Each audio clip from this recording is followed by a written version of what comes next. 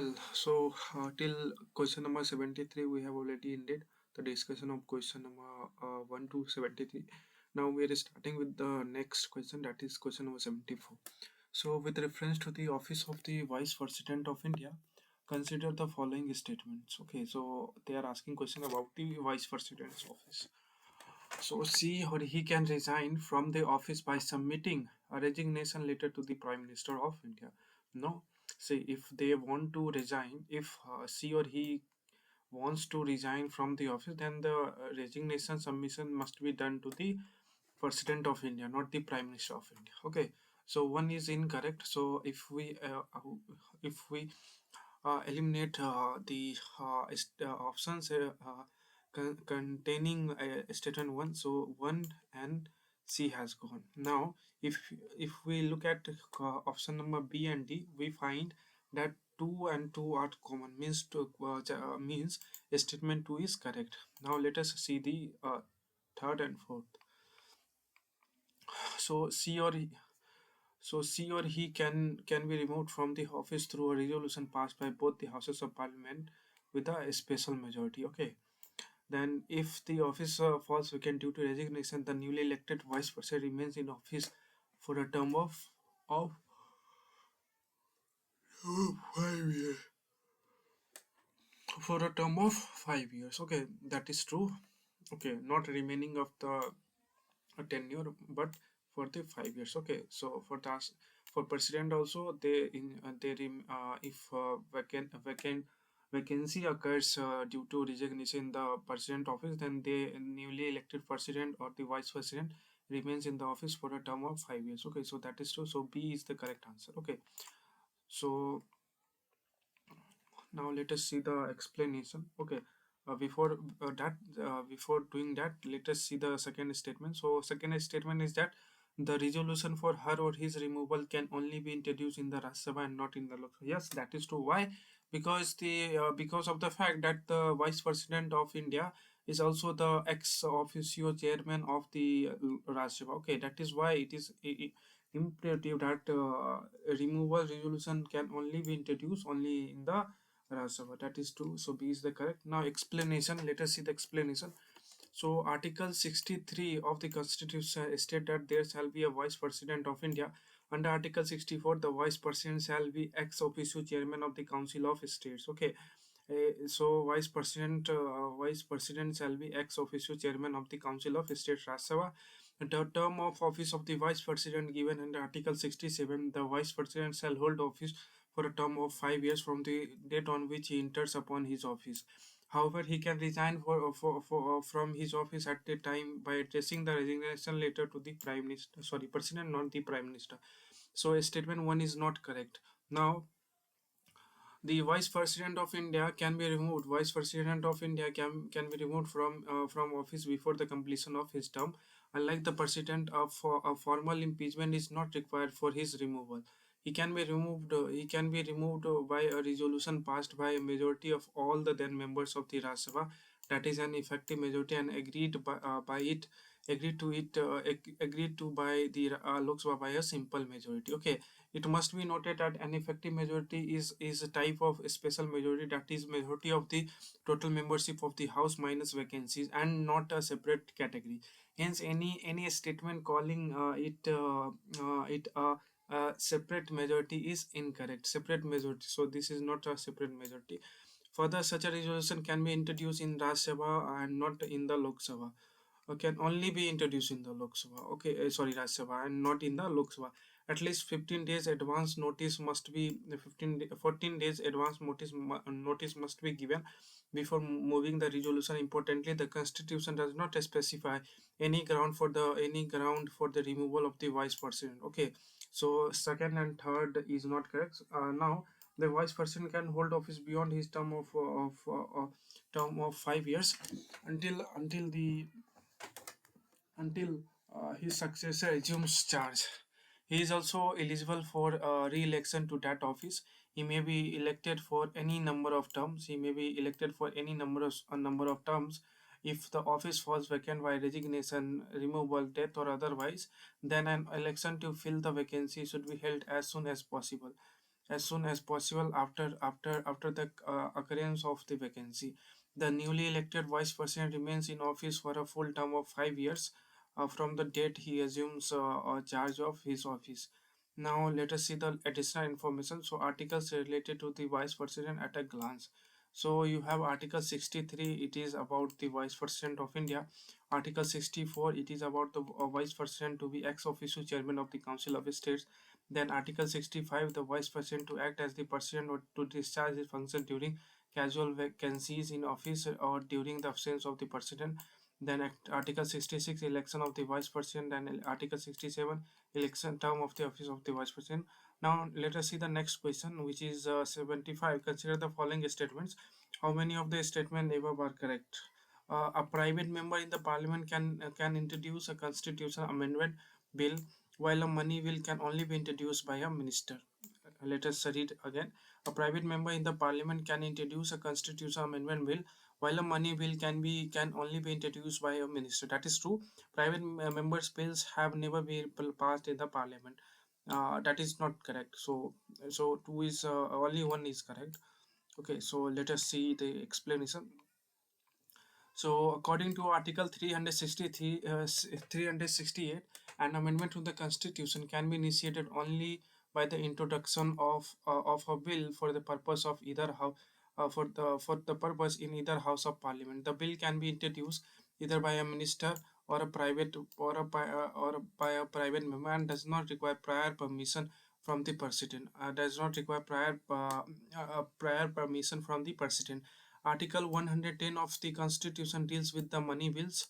The Constitution lays down a special procedure for the passing of money bills in the Parliament.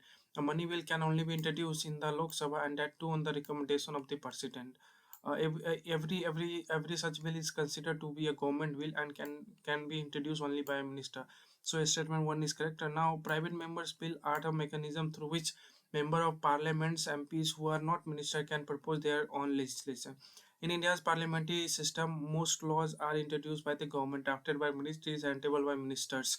In contrast, private members' bills come from individual MPs, either from the ruling party or the opposition. Since independence, only 14 private members' bill have been passed and received presidential assent. In since 1917, no private members' bill have been cleared both the houses. So statement 2 is not correct.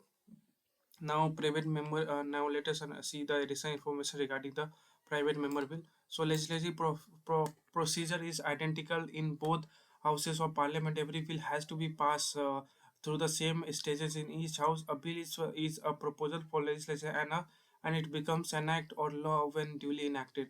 The bills introduced in the parliament are of two kinds: public bills and private bills, also known as the government bills and private members bill respectively.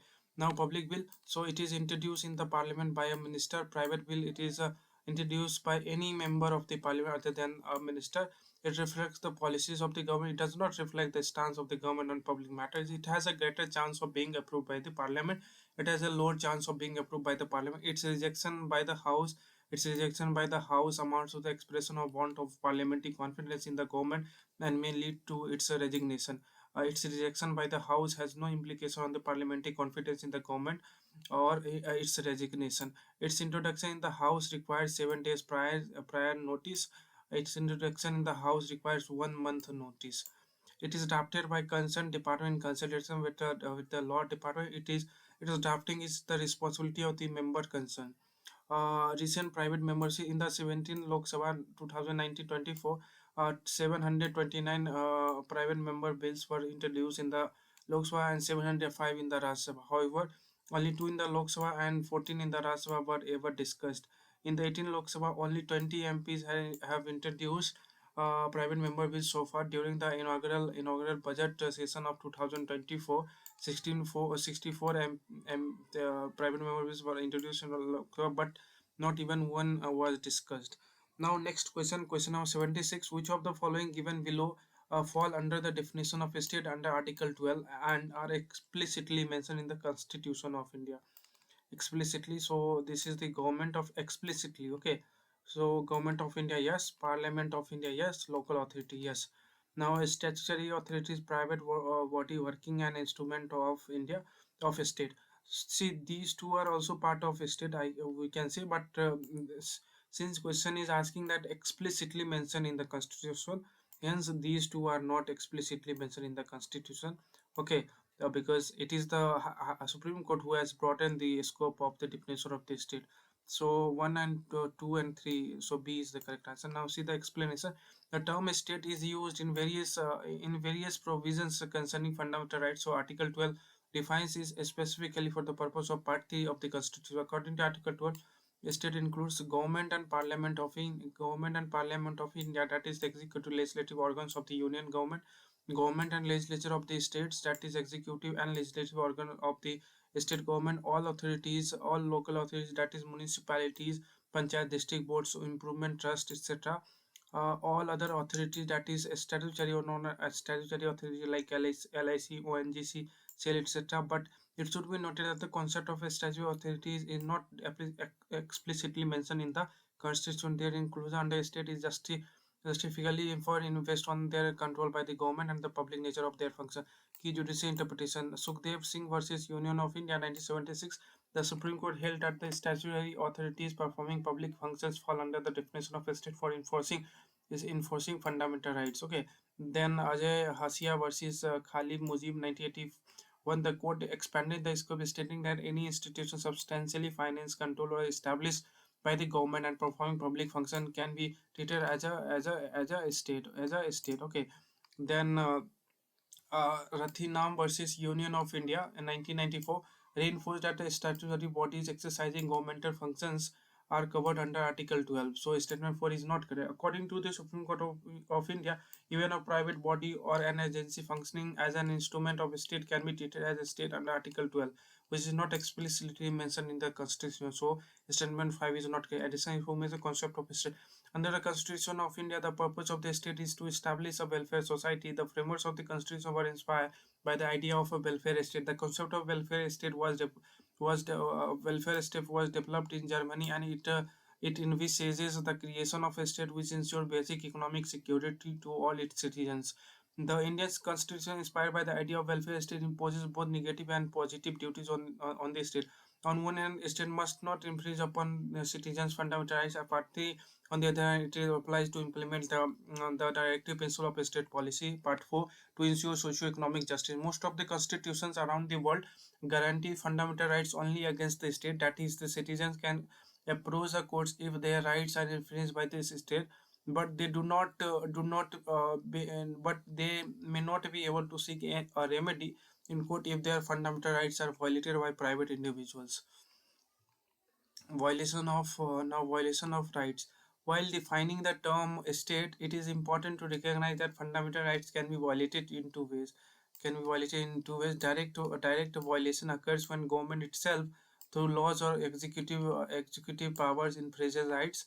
Indirect violation happens when agencies, institutions, or officials functioning under the state curtail a citizen's rights. Hence, the term state must be understood in a broad and inclusive manner to ensure protection of citizens against any arbitrary action by the government or its body.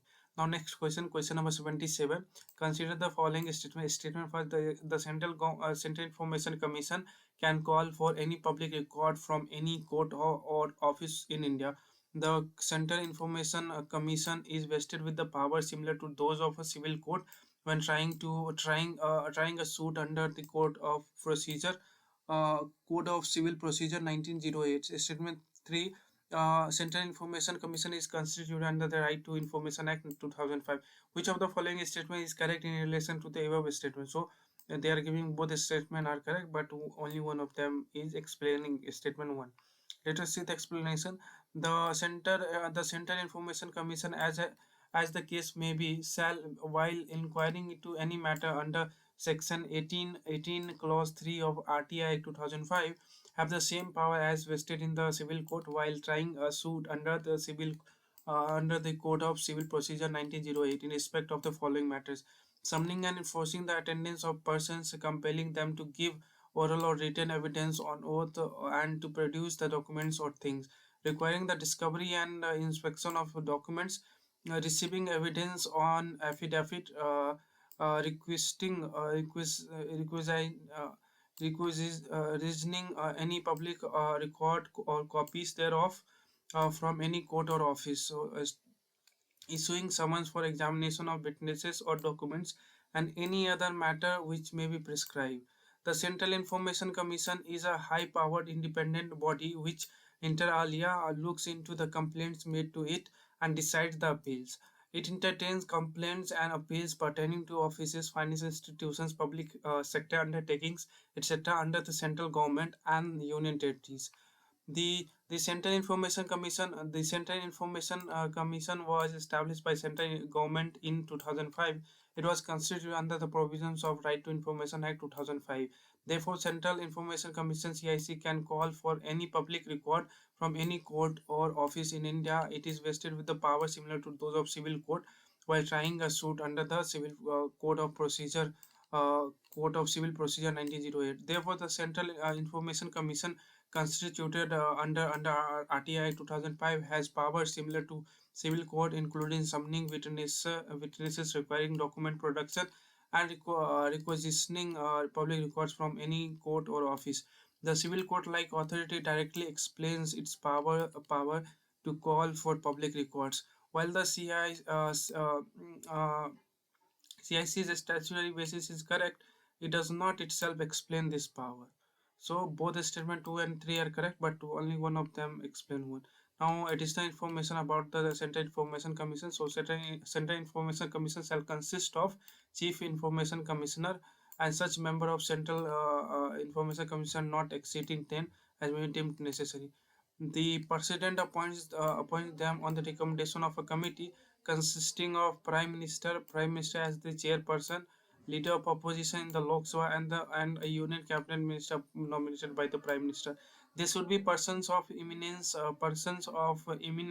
in public life with wide knowledge and experience in law, science, and technology, social service, management, journalism, mass media, or administration and governance. They should not be a member of parliament or member of legislature of any state or union territory. They should not hold any office of profit or be connected with any political party or carry on any business or pursue any profession. Powers and function. It is the duty of the commission to receive and inquire into the complaint from any person who has not been able to submit an information request because of non-appointment of a public information officer, who has been refused information that was requested, who has not received a response to his or her format IN request within the specified time limits, who thinks the fees charged are unreasonable, who thinks information given is incomplete, misleading, or false, and any other matter relating to obtaining information. The commission can the commission can order an inquiry into any matter if there are reasonable grounds. So motor power. Okay, and during the investigation of a complaint, the commission may examine any record under the control of public authority, and no such record may be withheld from it on any grounds. In other words, all public records must be given to commission during the inquiry for examination. The commission has the power to secure compliance with its decision from the public authority. This includes providing access to information in a particular form, directing the public authority to appoint a public information officer where none exist, publishing information or categories of information, making so all these things are there. And now next question, which is question number 78. Consider the following articles. Which of the above articles is or are connected to the concept of inclusive digital access as a fundamental right? So article 14, inclusive digital access, yes. So digital access, okay. So article 40, yes. Right to equality, article 50, yes. And article 20, of course. So 14 and 15, I'm sure that is true, and they have given, so all of them are correct. The Supreme Court in Amarjan versus Union of India acknowledged the inclusive and meaningful digital access to e-governance and welfare delivery systems as a fundamental rights. Okay, inclusive and meaningful digital access to e-governance and welfare delivery systems as a fundamental right under Article 21 of the Constitution, which guarantees the right to life and personal liberty.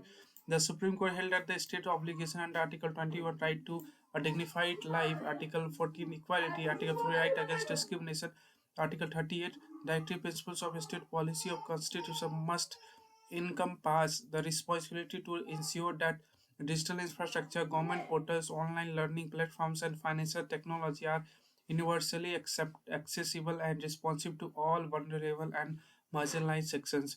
Invoking the principle of substantive equality, the Supreme Court held that digital transformation must be both inclusive and equitable. Therefore, the Supreme Court ruled that that art, Articles 14, 15, and 21 are connected to the subject, the right to inclusive digital access as a part of fundamental right.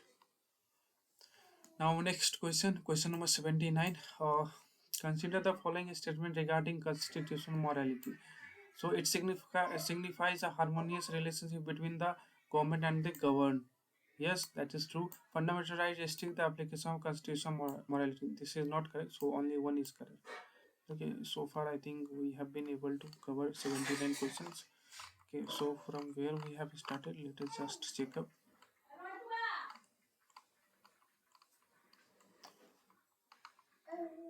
71.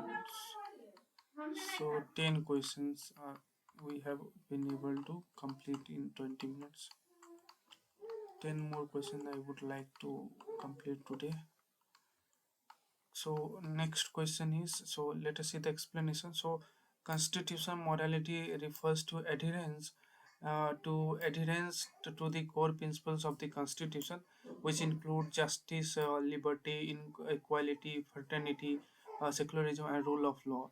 It is a guiding principle that ensures the actions of the government and individual align with the values and spirit of the constitution rather than simply its written words. According to Dr. V.R. Ambedkar, the concept of constitutional morality implied the harmonious interaction between the governing and governed, including peaceful settlement of dissent faced from later and conflict of interest arising between them without indulging in any major confrontations or resorting to violent revolutions. The term morality is not excessively stated in the Constitution. Constitution morality can originate from within the Constitution itself. Articles 12 to 35 fundamental rights, Article 36 to the to 51 directive principles of state policy preamble, and fundamental duties tend to have the pervasive essence emphasizing constitutional morality. Constitutional morality is more abstract than statutory laws, which which are fixed and can be directly enforced. It demands respect for the Constitution's values even when they conflict with certain social norms, beliefs, or practices. It aims to uphold the integrity of democracy and ensure the protection of individual rights. Thus, fundamental rights are essential to the Constitution's morality, not a restriction. So, statement two is not correct. Now, additional information. So, constitutional morality is essential for several reasons. First, safeguarding democracy. It strengthens the democratic fabric of a nation by ensuring that governance is rooted in justice, equality, and respect for individual rights. Promoting social justice protects minority rights and opposes discriminatory practices even when they have social or religious acceptance. Preventing majoritarianism. Constitutional morality curbs dangers of morality comes the danger of majority dominance in society, ensuring that laws and policies are designed to protect everyone, not just those in power or majority. A guiding judicial interpretation, then judgments you have. The case one, the Bharti case judgment. This case established the basic structure doctrine, holding that Parliament cannot alter the basic structure of the Constitution. Yet, constitutional morality was implicitly invoked to preserve the Constitution and its fundamental ideals against possible erosion by the state. Right to privacy in Justice K.S. Puttaswamy versus Union of India, the Supreme Court ruled that the right to privacy is a fundamental right under Article 21. This case underscored constitutional morality by asserting that individual privacy and autonomy are protected from excessive state intrusion. These cases demonstrate how constitutional morality can challenge long-standing social norms, religious practices, and even government policies to safeguard individual rights and uphold constitutional moral integrity.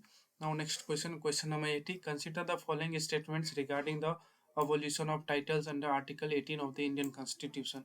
Okay, so the state cannot confer any title on both citizens and foreigners. No, that is not true. I think state, in a sense, if you look at the broadly, then this is correct. Okay, let us see the explanation. Okay, so Article 18 of the Indian Constitution abolishes titles and makes for provision in this regard. It prohibits the state from conferring any title except a military or academic distinction which is not considered a title on anybody, whether a citizen or a foreigner. It prohibits a citizen of India from accepting any title from any foreign state. Uh, Foreigner holding any office of profit or trust under the state is prohibited from accepting any title from any foreign state without the prior consent of president. No citizen or foreigner holding any office of profit or trust under the state is to accept any present emolument or office from or under any foreign state without the consent of the president. Hereditary titles are not exempted under Article 18 by prohibiting the conferment of titles. The Constitution seeks to avoid the creation of a privileged class or caste of citizens who enjoy several special rights due to hereditary titles. Titles such as Maharaja, Raj Bahadur, Bahadur Rai Sahab have historically been used to distinguish the ruling elite from the general population. Such distinctions were often associated with the wealth, power. In a democratic republic like India, equality before law is a foundational value. Article 18 ensures that no individual, regardless of their social or economic standing, can hold a title that elevates them above others based on hereditary privilege. Article 18 of the Indian Constitution plays a critical role in ensuring equality and fairness in the social, political, and professional spheres. Now, next question. So, recently, the Ministry of Information and Broadcasting has banned public access to several OTT platforms for streaming obscene content. Yes, that is true. Article 39F directs the state to prevent exploitation and ensure the healthy development of children and youth. Yes, that is also true. The Indian Constitution permits reasonable restriction on freedom on free speech under Article 92. Yes, that is also true. So both 2 and 3 are correct, and both of them explain statement one. So let us see the explanation. So recently, the Ministry of Information and Broadcasting has directed that public access to 25 OTT platforms be disabled for streaming obscene and at times pornographic content. The action was reportedly taken in consultation with the Ministries of Home Affairs and Electronics and Information Technology, the Department of Legal Affairs, industry bodies, and Federation of Indian Chambers of Commerce and Industry, and Confederation of Indian Industry, as well as experts working in the domain of women and child rights. So, statement one is correct. In Article 39F of the Constitution, which was substituted to the Constitution 42nd Amendment Act 1976, it states that the children are given opportunities and facilities to develop in a healthy manner and in conditions of freedom and dignity, and that childhood and youth are protected against exploitation and against moral and material amendment.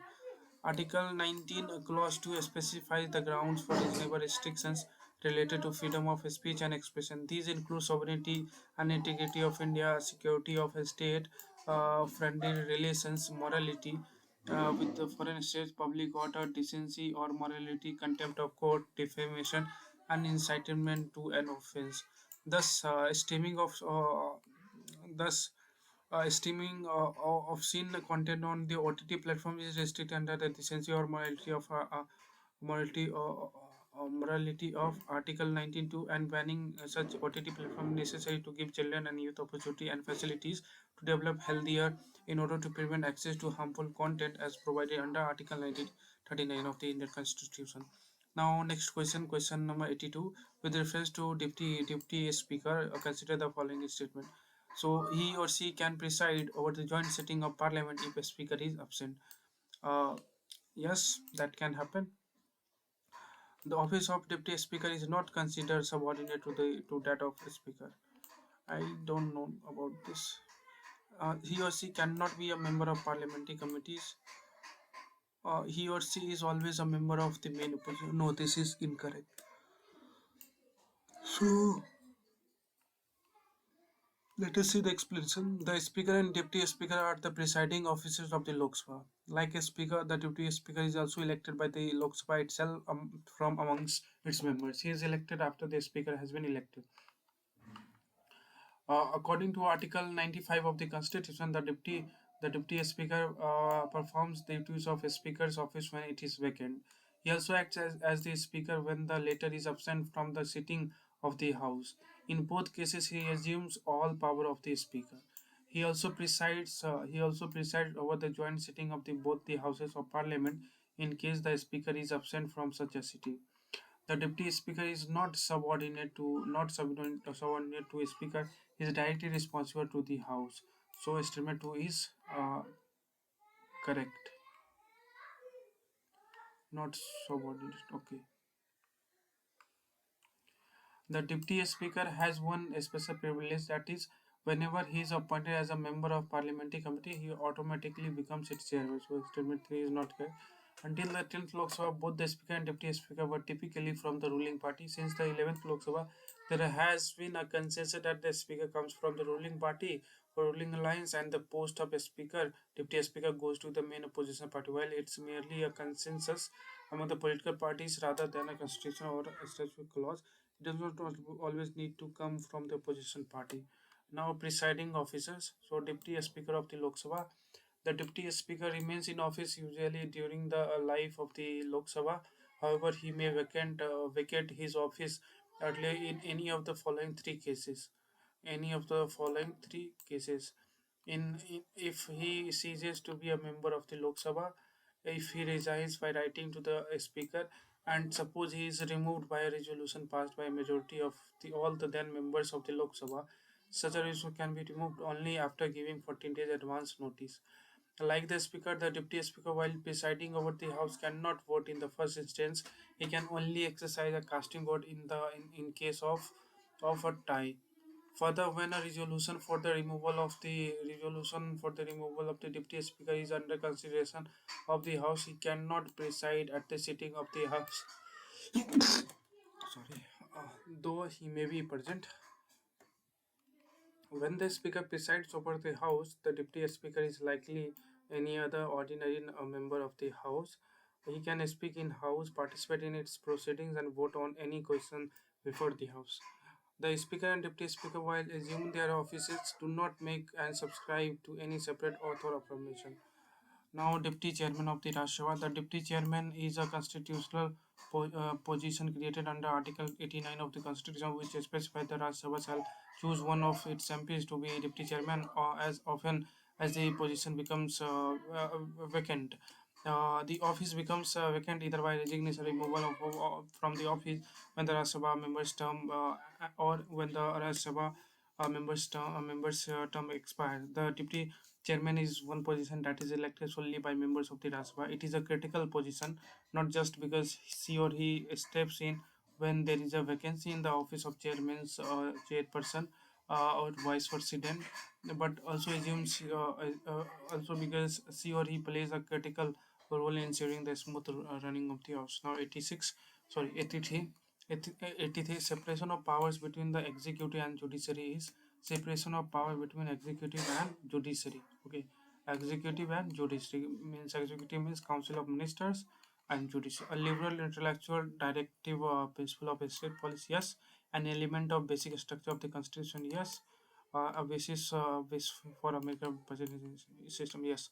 So all of them are correct. Now, so this much explanation. Oh my god, so very big explanation is given there. So the sharing of powers between the three organs of the government, the legislature, the executive, and the judiciary, called the separation of power. Article 50 of the Constitution states that the state shall take a step to separate the judiciary from the executive in public services of the state, and this is listed among the liberal intellectual that episode of the state policy in part 4. So one is correct.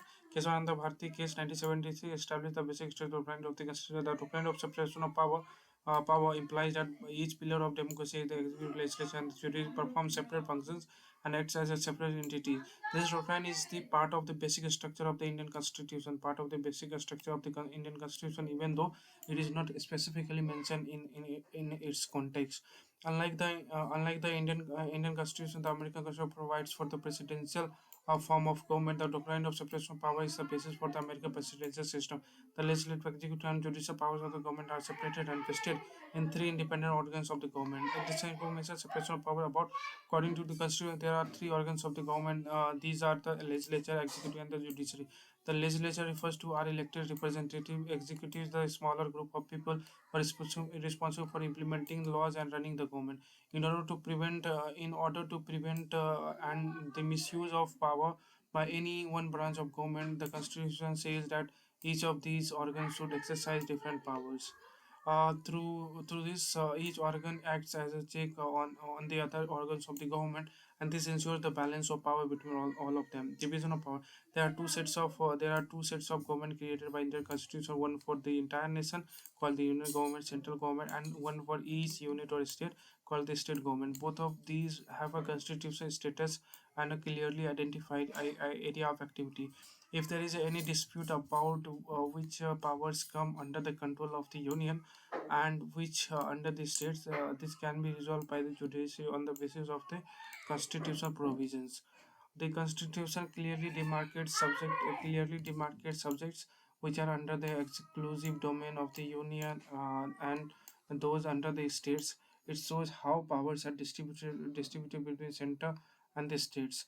One of the important aspects of this division of powers is that economic and financial powers are centralized in the hands of central government by the Constitution. The states have immense responsibilities but very big revenue sources.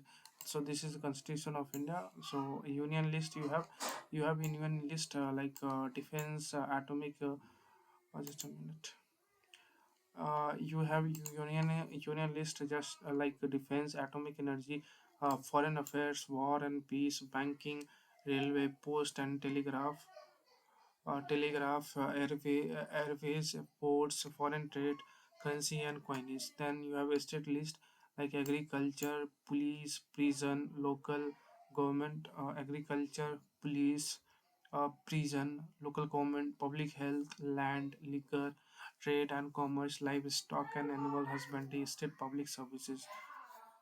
And then you have concurrent list includes subjects like education, transfer of property other than agricultural land, forest trade, unions, adulteration, adaptation, and succession. Okay, so all of these things, statutory powers then include all other matter not mentioned in any of the list, like cyber. Because union legislature alone has the power to legislate on such matters. Okay, so this is basically they have uh, kept it from NCRT. Okay, now next 80 question number 84. Consider the following statements. The concept of schedule caste originated in the statutory form in the Government of India Act 1935. The President of Yes, that is true. The President of India under Article 360 notifies the schedule caste for each state and union territories. I don't know about this particular article. Once notified, the list of scheduled caste can be altered only by Parliament through a law. That is true. So 1 and 3, they've given the right answer. Let us see the explanation. Let me check how much is. Oh, so a small explanation this time.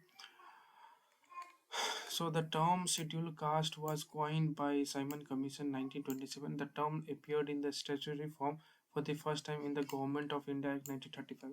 The expression depressed classes, exterior caste, and untouchables were commonly used for the scheduled caste during the colonial period. Gandhiji called them Harijan, the people of God. But since the passage of the Government of India Act of 1935, they have been generally referred to as scheduled caste. So statement 1 is correct.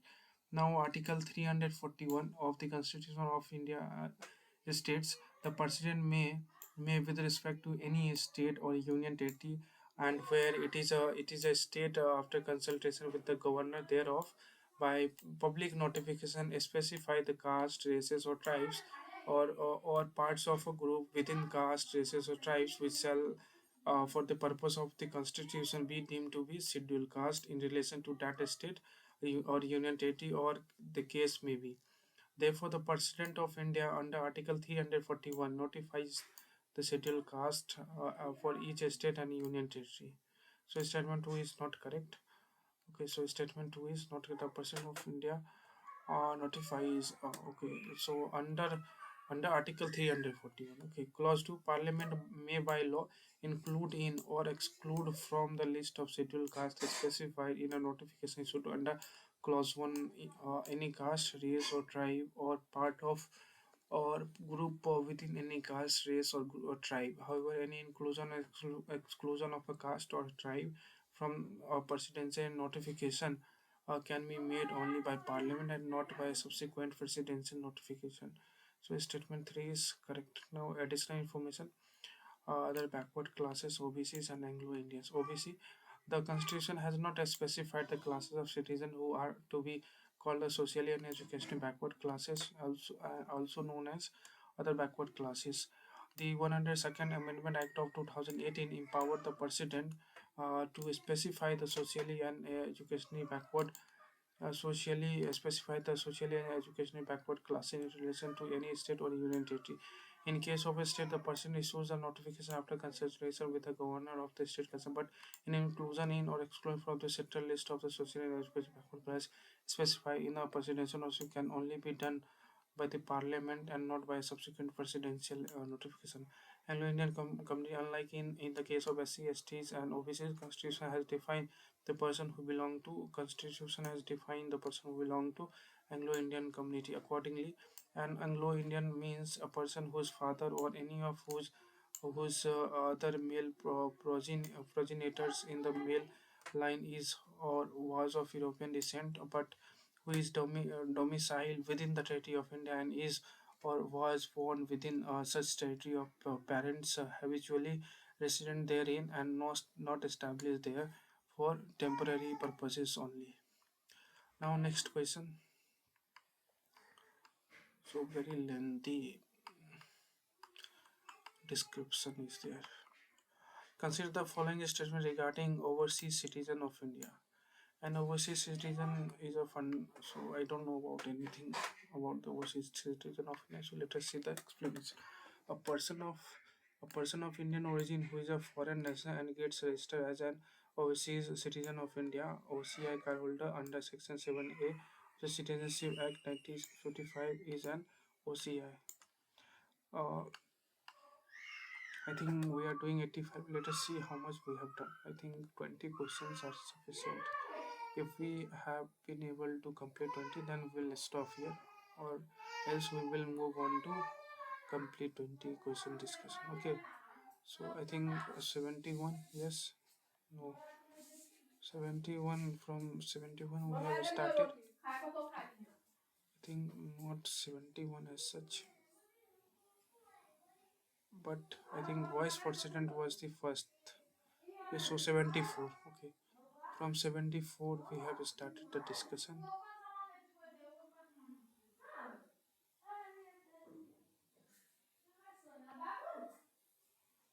and we are doing so 11 question we have done. Just 3 to 4 question more, then we will end. Okay. Now consider the following statements regarding overseas citizens of India. So we are doing the explanation part. So a person of Indian origin who is a foreign national and gets registered as an overseas citizen of India, card holder under Section 7 of the Citizens Act 1955 is an OCI. Now Now, a registered overseas citizen of India is granted an entry multi-purpose lifelong visa for visiting India. He or she is exempted from registration with the foreign regional or registration officer or foreign registration officer for any length of stay in India. Therefore, the OCI cardholder is entitled to a lifelong visa for visiting India and not is not required to report the foreign overseas citizens of India, a regional registration office or local police authorities, irrespective of length of stay in India. So statement one is correct. Statement two is not correct. The overseas citizen of India cardholders shall be required to obtain a special permission or a special permit, as the case may be, from the competent authority or the foreigners regional registration officer or the Indian mission concerned, namely to undertake research, to undertake any missionary or tabligh or mountaineering journalistic activity. So statement 3 is correct. To undertake any internship in any foreign diplomatic missions or foreign government organization in India, or to take up employment in any foreign diplomatic missions in India, to visit any place falls within the protected, restricted, or prohibited areas or notified by the central government of India or competent authority. According to the notification published in the Gazette of India, notably OCI schemes notification and the shareholders are treated similarly to the foreign nationals in economic, financial, and security fields in India. They can pursue the following professions, with the variety, with the NI, doctor, dentist, nurses, pharmaceuticals, advocate, architects, chartered account. So statement 4 is correct. Additional information. So register OCI card holder as per government records. There were more than. So this is not important. Restriction application, most notably these rules OCI can seek permission or permit visit particular areas. An applicant knows eligible to get an OCI cardholder is not entitled to vote, to be a member of the Legislative Assembly or of a Legislative Council of Parliament, to hold an Indian constitutional post such as the President, Vice President, Judge of the Supreme Court or High Court, or she cannot normally hold employment in government. Okay, next question. Question number 86. Consider the following statements regarding Sasestra scheme. Okay, Sasestra scheme. So Sasestra scheme is basically residential education for students in high schools in targeted areas. Okay, it is a government funding a residential school initiative aimed at providing quality education to students from rural backgrounds. Private school and school run by NGOs or volunteer organizations can both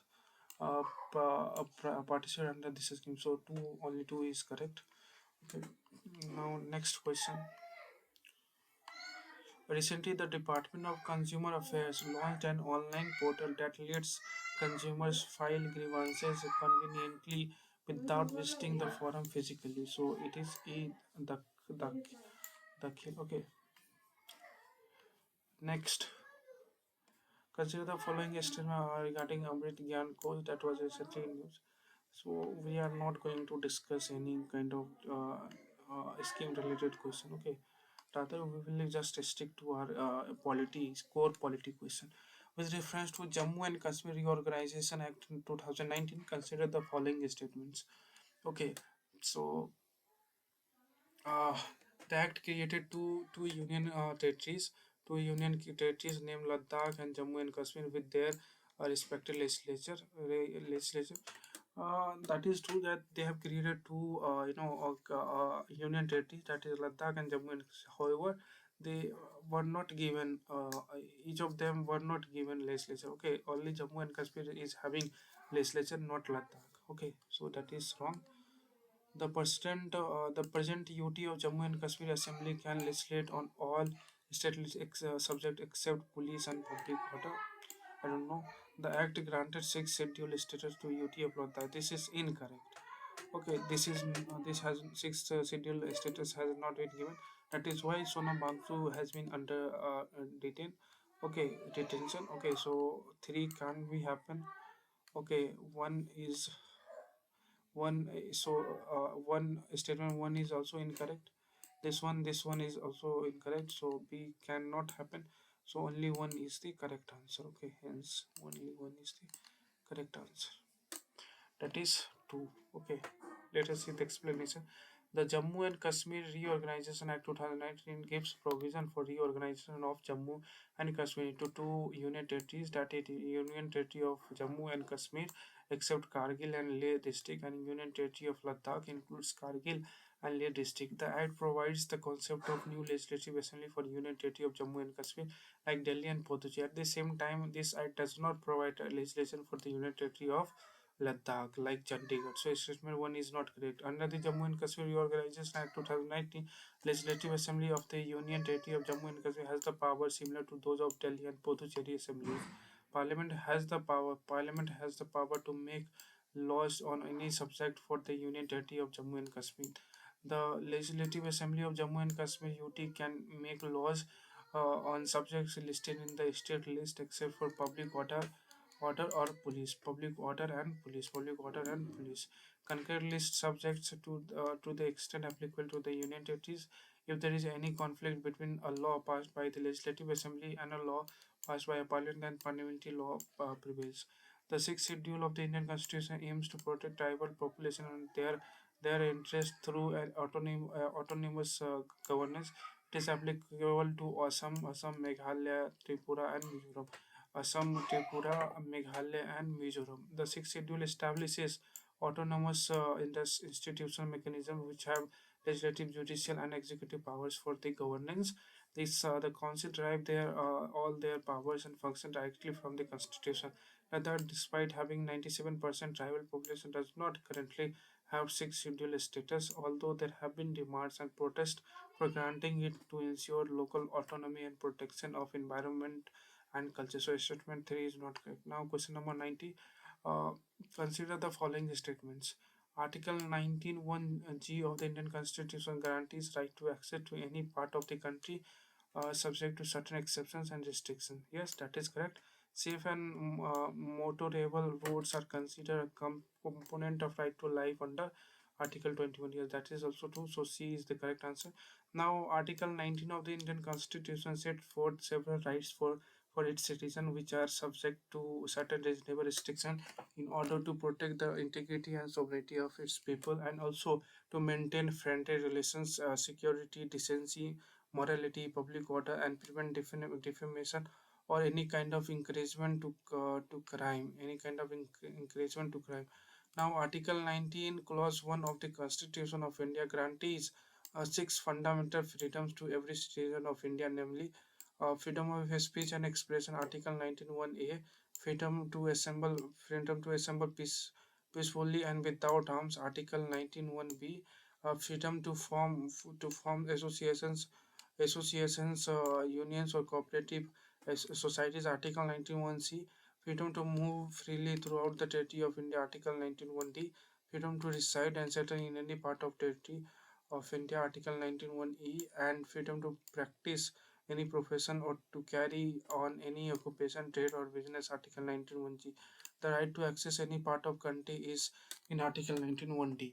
The freedom of movement has two dimensions: the internal right to move inside the country, and the external right to move out of the country and right to come back to the country. Article 19 protects only the first dimension. The second dimension is dealt by Article 21, right to life and personal liberty. Recently, the Supreme Court has clarified that access to safe, motorable, and well-maintained roads is an essential part of the fundamental right to life under Article 21. Now, question number 91. The term Gen Z, the term on the Gen Z revolution is sometimes mentioned in the news. It is with regard to which country? Nepal. Okay, we know Nepal. Now, next. Recently, the Nepalese government banned 26 social media platforms, including Facebook, YouTube, after companies failed to register with the government. Okay, so this is led to.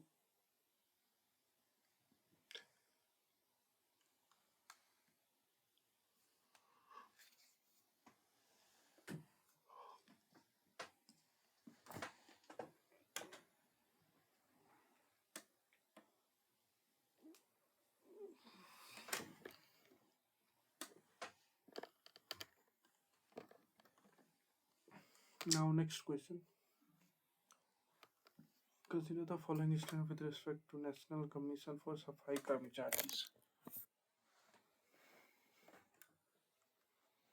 So it is currently a fully statutory body under the National Commission for Safai Karmachari Act. No, this is incorrect. Under the provision of employment as manual scavengers and their Rehabilitation Act 2013, NCSK is mandated to monitor the implementation of the act. No, this is yes, this is correct.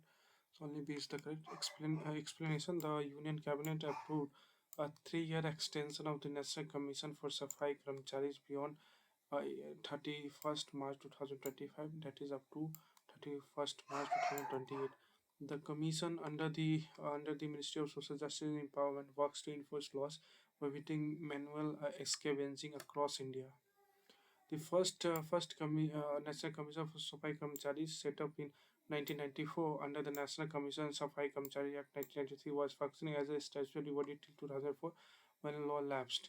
Since then, the Commission has been acting as an as a non-statutory body under the Social Justice Ministry, with its tenure being extended from time to time. So, statement one is not correct. The now the provision of employment as manual scavengers and their Rehabilitation Act 2013 became effective from 2000, prohibiting manual scavenging, and no person or agency can engage or employ any person for manual scavenging from that date. The contraveners shall be punishable with fine, imprisonment, or both. With the enactment of the provision of employment as manual scavenger, so you can see all these things. Now, next question. Consider the following with respect to the promotion and regulation of Online Gaming Act 2025. This act imposes a complete ban on all online games involving money. Yes, that is true. Okay, blanket ban. This act applies to online money gaming services offered within the territory of India only. Uh, this act applies to online money gaming services offered within the territory of India only. No, that is not true. So this is incorrect. Online money gaming services offered within the territory of India. The Act recognizes esports and online social services as a legitimate competitive sport in India. Yes, true. So only one and three are the correct answer. So this, I think this will be the last question explanation for us for today's session. So the Promotion and Regulation of Online Gaming Act 2025 passed by Parliament recently marks a landmark move to shield citizens from the menace of online money games while promoting and regulating other kinds of online games. This act has banned all online games involving money, regardless of whether they are games of chance or skill. Advertising or promotion of such games is strictly prohibited. Banks or payment systems cannot process financial transactions related to these platforms. Authorities will also be empowered to block access to unlawful platforms under the Information Technology Act 2000. Parliament justified the move by citing addiction, financial ruin, money laundering, and even terror financing, concluding that a complete ban was necessary in the interest of the public. Now, the Promotion and Regulation of Online Gaming Act 2025 provides a comprehensive framework aimed at promoting safe digital recreation while prohibiting harmful practices associated with the online money game. This ensures that users can engage in online gaming in a secure and regulated environment. Regarding its applicability, the legislation covers the entire territory of India. It applies not only to online money gaming services offered within India but also to platforms operated from outside India that target users within the country. This gives the law extraterritorial reach, allowing effective regulation of all online gaming services accessible to Indian users. Esports refers to competitive digital sports where teams or individuals, so you know all these things. No benefits, not important, not important. So next, just last question. Statement one: Lokpal, Lokpal, Lokpal can inquire into a corruption complaint against a High Court judge. Then statement two: Lokpal has jurisdiction to inquire into allegations of corruption against public servants under the union government. So statement one is incorrect, but statement two is correct. So just last explanation. Okay. So Lokpal, yes. So Lokpal is the first institution. Lokpal is the first institution of its kind in independent India established under the Lokpal and Lokayukt Act 2013 to inquire and investigate into allegations of corruption against public functionaries who fall in the scope and import of the Act. A Lokpal can inquire into officers under the Prevention of Corruption Act committee committed by Prime Minister with specified safeguards. Current and former union ministers, current and former MPs, Group A, B, C, D officers, employees of a company, society, or trust set up by an act of parliament or financed or controlled by central government, employees of the association of persons that have received funding from the government and have an annual income above a specified amount or have received public donations have an annual income above a specified amount or received foreign funding above rupees 10 lakh a year. One of the key shortcomings of the Lokpal Lokayukt Act 2013 is that it does not cover the judiciary, not cover the judiciary. Although judiciary is central to upholding the rule of law, the act does not empower the Lokpal to investigate allegations of corruption against judges. As a result, there is a major gap in the anti-corruption framework. Under Section 14 of the Act, the judiciary is not expressly included, which means the Lokpal cannot inquire into complaints against High Court or Supreme Court judges. This gives judicial accountability outside the Lokpal jurisdiction. So the Lokpal has the authority. The Lokpal has the authority to investigate allegation of corruption against public servants under the union government. Complaints must be in prescribed form and relate to offences under the Prevention of Corruption Act 1988, but there is no restriction who can file them. Upon receiving a complaint, the local may order a preliminary inquiry through its inquiry being or any other agency or refer it to it for investigation, including the CBI. If prima facie case exists before the investigation, the concerned public servant is asked for an explanation. For central government officials, official complaints are referred to the Central Vigilance Commission (CVC). The CVC refers to the Lokpal regarding Group A and Group B officials and acts itself under CVC Act for Group C and Group D officials. This finger establishes a local jurisdiction over the public servants under the union government. Additional information recently, the court will decide if the local Lokayukt 2030 permits the anti-corruption ombudsman to examine allegations against judges of constitutional courts. The Lokpal and Lokayukt 2030 mandated the establishment of Lokpal at the union level and Lokayukt at the state level. Lokpal and Lokayukt are statutory bodies and they do not have any constitutional status. They are a statutory body. These institutions perform the function and role of an ombudsman, an official appointed to investigate individuals' complaints against a company or organization, especially a public authority. They inquire into allegations of corruption against certain public bodies, organizations, and other related matters. Lokpal and Lokayukt Amendment 2016. The amendment enable the leader of a single largest party in the Lok Sabha to become a member of the selection committee in the absence of recognized leader of the opposition. The bill also amended Section 44 of the Lokpal Lokayukt Act 2013. Section 44 of the Act deal with the provisions. Mm, the bill providing now salient features here. This is important. The local consists of a chairperson with a maximum member of whom 50% shall be from be judicial member. 50% of the members of the local shall come from among the SCs, STs, and OBCs, minorities, and women. The selection of chairperson and the members of the local shall be through a selection committee. Selection committee consisting of Prime Minister, Speaker of the Lok Sabha. Okay, Speaker of the Lok Sabha is also the leader of the opposition in the Lok Sabha. Okay, he is also there. Then Chief Justice of India or sitting Supreme Court judge nominated by Chief Justice of India and an eminent jurist to be nominated by the President of India on the basis of the coordination of the first four members of the selection committee. Okay, so who are the part of the selection committee? So you have Prime Minister, you have leader of opposition in the Lok Sabha, you have Speaker of the Lok Sabha, you have Chief Justice of India, you have a sitting Supreme Court judge nominated by the CGI, and then you have a eminent jurist nominated by the President of India. So that's all. Thank you.